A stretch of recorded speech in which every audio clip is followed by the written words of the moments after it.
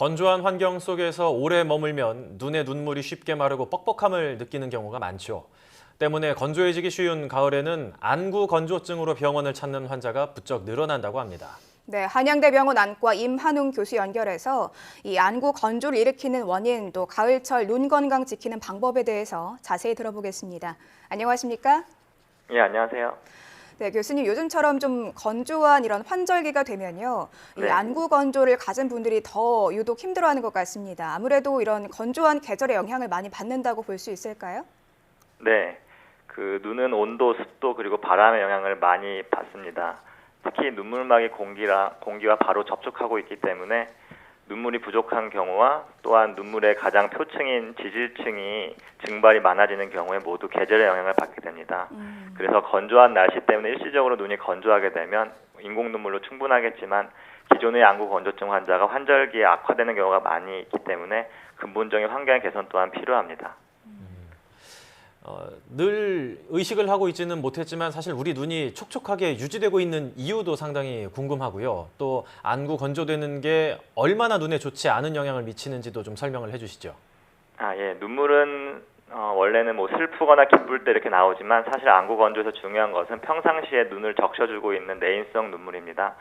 이 눈물이 공기나 오염물이 눈에 바로 접촉하지 않게 보호해주는 역할을 하고 눈에 들어온 이물질을 씻어주는 역할도 합니다. 또한 눈에는 혈관이 없기 때문에 각막에는 혈관이 없기 때문에 눈물이 산소와 영양을 공급하는 중요한 역할을 하게 되고 또 눈이 부드럽게 움직이게 도와주는 윤활유 역할도 합니다. 그래서 눈이 건조하게 되면 뻑뻑함과 눈피로를 느끼고 또 다른 중요한 역할이 눈물막 자체가 눈의 가장 표면에 있게 되는 그 렌즈 역할을 하게 되는데요. 이런 안구 건조증 환자들을 보면 시력이 좋은데도 불구하고 침침하거나 시력 저하를 호소한 경우가 많은데 불안정한 눈물막이 시력의 질에도 영향을 끼친다고 보면 되겠습니다. 피곤하면 눈이 뻑뻑해질 때가 있고 또 렌즈를 오래 꼈을 때도 눈에 뻑뻑해질 때가 있지 않습니까? 네. 이렇게 눈이 뻑뻑하다고 전부 다 안구 건조증은 아닐 것 같은데 어느 정도가 돼야 안구 건조증이라고 볼 수가 있고 또 안구 건조증의 증상은 어떤지도 설명을 좀 부탁드립니다. 네, 일단 증상부터 말씀드리면 간헐적으로 생기는 눈의 건조감 또한 불편함도 안구 건조증의 증상으로 볼 수 있고요. 일단 안구 건조증의 정의를 보면 눈물이 부족하거나 눈물막이 과도하게 증발되게 되어 눈꺼풀 틈새의 안구 표면이 손상되고 눈의 불쾌감과 자극 증상을 일으키는 눈물막 질환이라고 할 수 있습니다. 아까 말씀드린 증상은 아주 다양한 형태로 나타날 수 있는데요. 비눈물이 눈에 들어가는 듯한 자결감, 그리고 콕콕 찌르는 듯한 아픔, 가려움, 이물감, 쓰라림 그런 여러 가지 증상이 있을 수 있습니다. 안구 표면에는 건조함을 느끼는 특이적 감각기가 없기 때문에 환자들이 자신의 증상을 각자 독특하게 표현하게 되는데요. 몇 가지 공통점이 있는데 증상으로 봤을 때요. 첫째, 증상이 하루 중 변동이 있고 특정 환경에서 심해진다는 겁니다. 예를 들어 오후나 저녁에 악화되고 아침에 심하다든지 독서나 TV 시청처럼 계속적인 눈을 사용하게 됐을 때 눈 깜빡 횟수가 나도 줄어들게 되어서 눈 건조를 증가시켜 증상이 악화된다든지 하는 게 안구 건조증의 특징입니다. 그런데 이 증상이 어느 정도 심화가 됐냐 이거에 따라서 또 치료 방법이 다를 것 같은데 어떻습니까? 예, 저희 많은 안과 의사들이 대한안과학회에서 제시한 한국형 건선한 진단 가이드라인에 따라 진료하고 있습니다.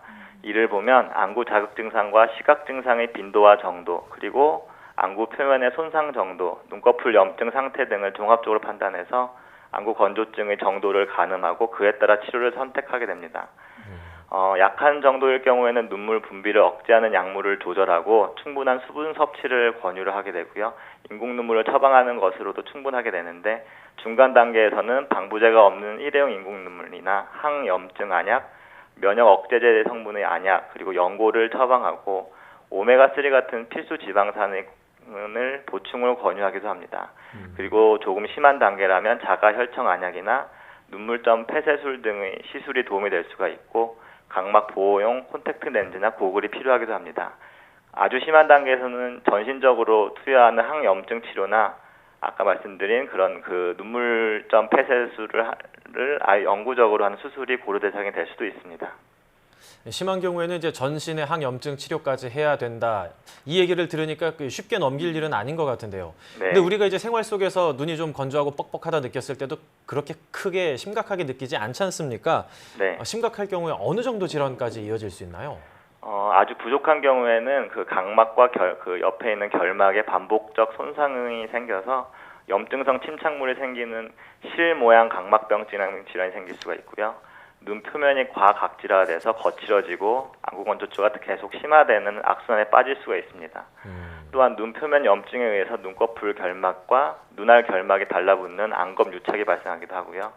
또한 눈꺼풀 염증에 의한 건조가 너무 심할 때는 눈꺼풀 염증 물질에 대한 과민 반응에 의해서 눈꺼풀 가장자리 각막염 등 치료가 어려운 질환이 발생할 수도 있습니다. 우리가 좀 안구 건조증 하면 굉장히 좀 흔한 질환이다 보니까 쉽게 생각하는 경우가 많은데 이렇게 쉽게 생각했다가 좀 문제가 심각해질 수도 있으니까 좀 미리 이렇게 치료를 받는 것도 중요할 것 같습니다. 근데 또 요즘에 라식 수술 하시는 분들도 많이 계신데요. 이런 수술을 하고 나서 이 안구 건조가 온다는 분들도 많이 계시거든요. 그 이유는 네. 무엇입니까? 사실 라섹 수술을 하기 전에도 저희가 그래서 항상 건조한이 있는 점지 파악하는 게 가장 중요한 단계인데요. 네. 그 라섹 수술을 했을 때 각막 표면에 안구 표면을 느끼는 지각 신경이 있다고 말씀을 드렸었는데 라식 수술하는 과정에서 이러한 각막 신경이 잘라지거나 벗겨지면서 손상을 받아서 일시적으로 눈물 분비에 장애가 생기게 됩니다. 그래서 안구 건조증이 생기게 되는데요. 대부분 수술 이후에 수개월 동안 회복이 되게 되고요. 이 기간 동안에는 대신 인공 눈물 등을 처방을 받아서 안구 건조증의 증상을 좀 조절하게 되고 심할 경우에는 자가혈청 안약이나 일시적인 눈물점 폐쇄를 하기도 합니다. 저희가 이제 앞서 가을철에 안구 건조증으로 병원 찾는 분들이 많다라는 말씀을 드렸는데 그만큼 가을철과 안구 건조가 상당히 좀 조합이 잘 된다 이렇게 생각할 수도 있을 것 같습니다. 가을철에 안구 건조를 부르는 나쁜 생활 습관에 대해서 좀 간단하게 소개를 해주시죠. 일단 가장 안 좋은 거는 이렇게 건조하게 됐을 때 눈도 같이 건조하게 되는데요. 그때 눈을 비비는 게 가장 나쁜 생활 습관이라고 볼 수 있습니다. 말씀드렸지만 눈물의 역할이 윤활유 역할인데 윤활유가 없는 건조한 상태에서 눈을 이렇게 비비는 게 되면은 각막과 결막에 상처가 일으키게 되고 또한 눈꺼풀 염증도 생길 수가 있고 알레르기 결막염이 생기는 등 부작용이 많을 수 있습니다.